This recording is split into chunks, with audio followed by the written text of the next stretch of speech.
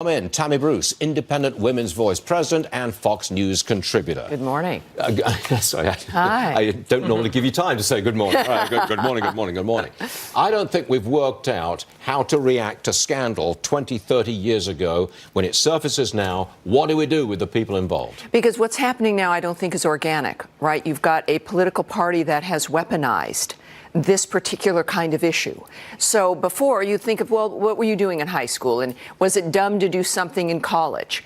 But now you have, as we've seen with the Democrats versus the Republicans, any dynamic involving race or any other issue that they use as a weapon, then it becomes politicized, becomes effectively something to use against someone.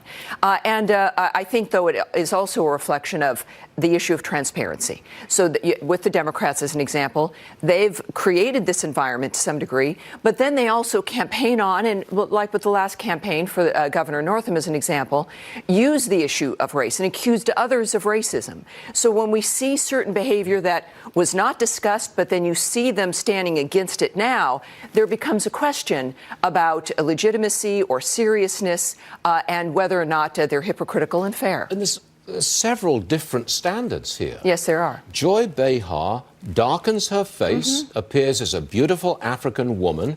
I doubt very much that she'll have to resign or leave The View. Right. Whereas Mr. Northam, the governor of Virginia, maybe was or was not in blackface in a racist picture.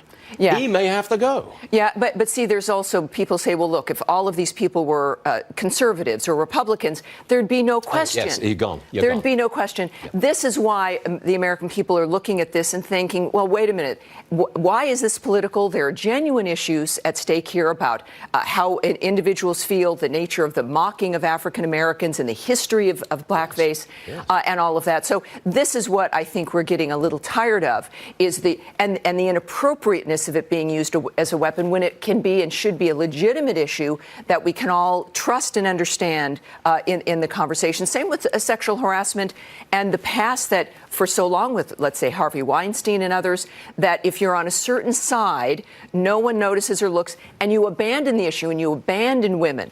And then on the other hand, it is only applied to certain kinds of people, that only certain women are to be believed and only certain people are to be held accountable for certain kinds of actions. Americans want consistency and fairness and due process. Well said. All right, stay there, please. I've got something.